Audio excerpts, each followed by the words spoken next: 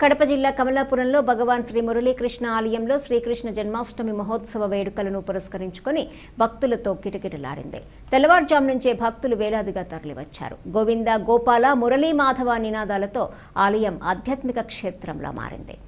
Telugu Desam party రాష్ట్ర ఉపాధ్యక్షుడు పుత్త నరసింహారెడ్డి మాట్లాడుతూ కమలాపురంలో 9 సంవత్సరాల క్రితం నిర్మించడం జరిగిందని, అప్పటి నుండి కృష్ణాష్టమి పండుగను వైభవంగా జరుపుకుంటున్నామన్నారు.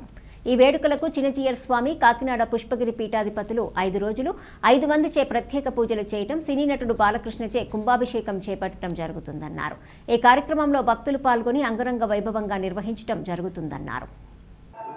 సుమారు 9 సంవత్సరాల కిందట 10 సంవత్సరాల కిందట రాధాకృష్ణుని మందిరం నిర్మించడం జరిగింది.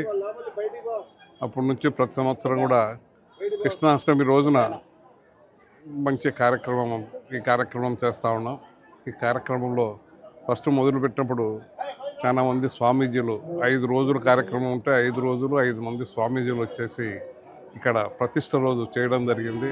ఆ రోజు చిన్నజీర స్వామి నుంచి కాకినాడ నుంచి ఒక ఆయన ఎంపీ నుంచి ఒక ఆయన, మన పుష్పగిరి పీఠాధిపతి ఒక ఆయన, ఇట్లా 5 రోజులు 5 మంది పీఠాధిపతులతో ఆ రోజు పూజ చేసేసి సినీ నటుడు బాలకృష్ణ గారి ద్వారా కూడా కుంభాభిషేకం కూడా చేయడం జరిగింది.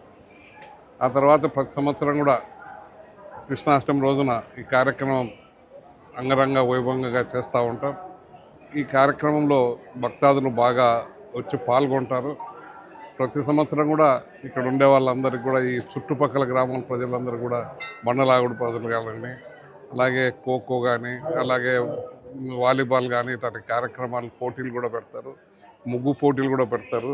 ఈరోజు భజనల పోటీలు ఉంటాయి, కోలాటల పోటీలు ఉంటాయి, బండలాగుడు పోటీలు ఉంటాయి. ఇవన్నీ కూడా సంవత్సరంలో ఒక్కోసారి కొన్ని చేస్తూ ఉంటారు. దీనికి అందరూ కూడా భక్తులు వచ్చేసి బాగా పాల్గొంటున్నారు. దేవుళ్ళం కట్టిన తర్వాత మేము కూడా మా కృష్ణుడు మీద దయించి బాగా మమ్మల్ని అభివృద్ధిలోకి కూడా తెచ్చినాడు అనేది మా పూర్తి సంకల్పం ఉంటుంది.